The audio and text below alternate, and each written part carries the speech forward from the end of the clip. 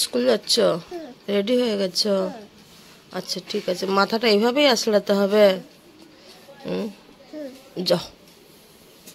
কি করবে? ও বাবা, ওকে ডেলি প্রণাম করতে হয় জানেন?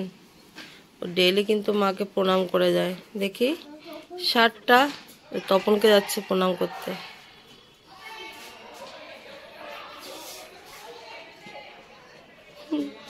তপনকে প্রণাম করে, আমাকে প্রণাম করে, আমাকে প্রণাম না করে যাবেই না।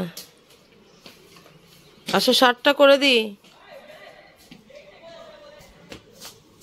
শার্ট শার্ট দেখি, আমার নানি বাচ্চা কুটুন বুড়া, আমার ছোনটা মনটা কুনটা পুনটা, আমার ছোনাটা অনেক বড় হও।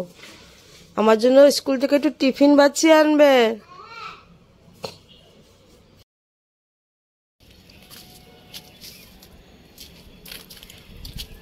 গুড মর্নিং সবাইকে। সবাই কেমন আছেন? আশা করি অনেক অনেক ভালো আছেন।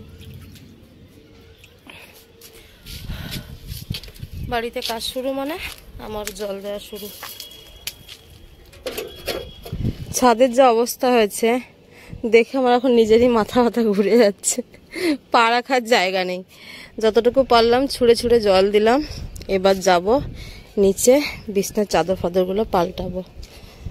যত বাড়িঘর পরিষ্কার করেছি আবার ততটাই কাজটা হয়ে গেছে। তো আরও 7-8 দিন, এখন 7-8 দিন কি মাস দেড়েক আবার এরকমই থাকবে। কিছু করার নেই। একা হাতে কত সামলাবো, সম্ভব হয়ে ওঠে না আমার দ্বারা। তো চলুন নিচে যাই, দাদা বাজারে গেছে।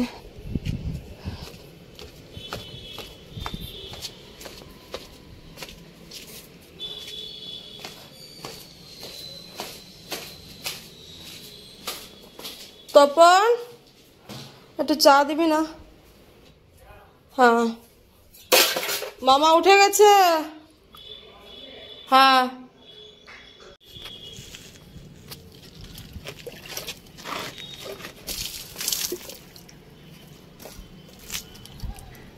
কোথায় কোথায় চলে যাচ্ছে।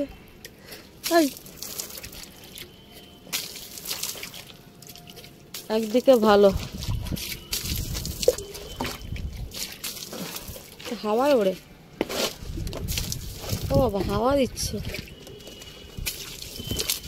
দাঁড়ান ভালো করে জল দি, লোকের বাড়িতে জল চলে গেলে গাল দেবে। যা হোক, পাইপ দিয়ে জল দিয়ে দিলাম, আর সেই সাথে আমার চলে এলো চা। এরিনো স্কুল থেকে চলে এলো, মাম্মামও চলে এলো। এইবার শুরু হবে ছাদের কাজ। আমার দাদা আর আপনাদের দাদা দুজনে মিলে আনতে গেছিল খাসির মাংস। সেই সাথে এরিনের ছুটি হয়ে যাওয়ার পরে এরিনকে স্কুল থেকে নিয়ে চলে এসছে। একটা জালনা সানসেটকে আমি জল দিয়ে ভিজাচ্ছি। মিস্ত্রিদের জন্য খাবার নিয়ে যাচ্ছি, ডাল চোখা অমলেট, আর দিয়ে দেবো পাঁপড় লেবু। মিস্ত্রিরা সকালবেলা খেয়ে দে, আর সেই সাথে নিয়ে যাচ্ছি ঠান্ডা জল। খেয়ে দে মিস্ত্রিরা কাজ করবে। আর এইখানে আমি মাটনের আলু ফালু সব কেটে রেখেছি। তপন, কাটা মাছটাকে তাড়াতাড়ি বার করতে, ভুলে যাবি। মাটন আমি সিদ্ধ করে নিয়েছি, এসে রান্না করব। একটু ডাল ভাত অমলেট দিয়ে দিলাম, কারণ ওরা 4টের আগে একদম খাবে না কেউ। যতক্ষণ কাজ না শেষ হবে ততক্ষণ খাবে না। প্রত্যেকদিন রাত 11টা অবধি দুজনা মিলে, আমি আছি সেই সাথে 3 জনা মিলে কাজ করছি। দাদা চলে যাবে, দাদার হাতটা তো ভেঙে গেছে আপনারা সবাই জানেন। তো ডাক্তার বলেছে যে এখন থেকে কাজ বাজ করুন, না হলে হাতটা না শক্ত হয়ে যাচ্ছে, মানে কবজি টবজিগুলো। তো ভাঙা হাতে কত কাজ যে আমার করে দিচ্ছে। যখনই আমাদের বাড়িতে আসে জানেন, প্রচুর কাজ করে দিয়ে যায়, যেখানে যা পায় সব করে দিয়ে যায়। জানে যে বোন আর দাদা ছাড়া কেউ নেই বাড়িতে, কে করবে। এত কঠিন পরিশ্রম করে আমার সব কিছু করে দিয়ে যায়, যেখানে যা আছে মানে যতটা সম্ভব সব করে দিয়ে যায়। কি দিচ্ছিস? শরবত, লেবু জল, চিনি। আর আমাদের গরমের সময় চা নাকি? গরমের সময় আদা দিয়ে ভালো ভালো চা দিই। আদা দিয়ে চা? গরমকালে আদা খাচ্ছি। আঙ্গুল দিয়ে আমি এখনো চায়ের কাপ ধরতে পারছি না। 2 গ্লাস করে দে, প্রাণ শান্তি হয়ে যাবে। হ্যাঁ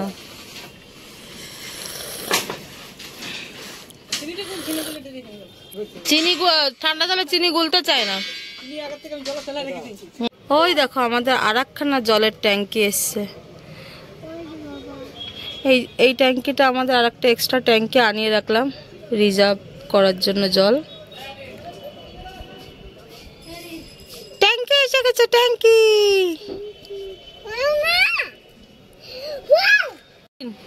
ট্যাঙ্কিটা উঠে গেল। হ্যাঁ দেখো কেমন করে উঠে যাচ্ছে ট্যাঙ্কিটা। হ্যাঁ তো এই দেখুন ট্যাঙ্কির ভিতর কে, মাথার উপর কি পুরো ফাঁকা, সব কিছু দেখা যাচ্ছে, ছাদে মাল নাই। ট্যাঙ্কির ভিতর ঢুকিয়ে দিয়েছি আর এখানে একটা ফুটো করছে ট্যাঙ্কির। তো কড়াইতে তেল দিয়ে দিয়েছি, এবার দিয়ে দেবো জিরে, এলাচ, দারচিনি আর হচ্ছে তেজপাতা।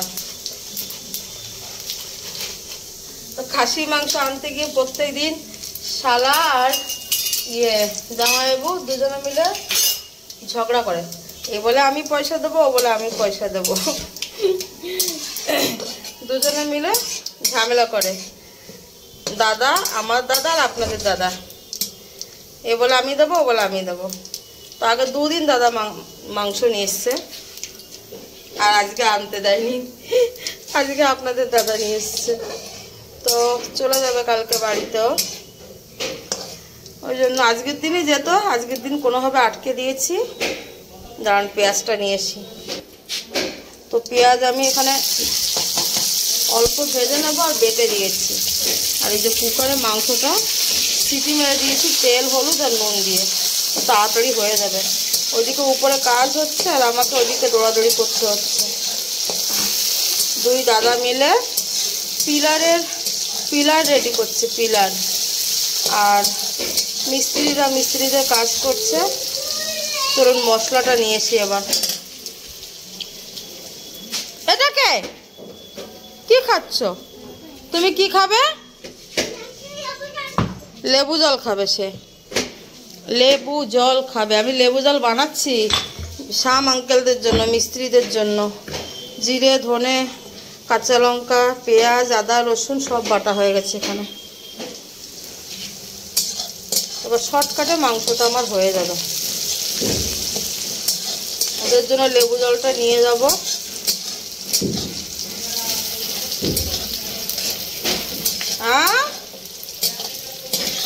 হ্যাঁ পোস্ত বেটে দিয়েছি, দেখ বাটবো আরো।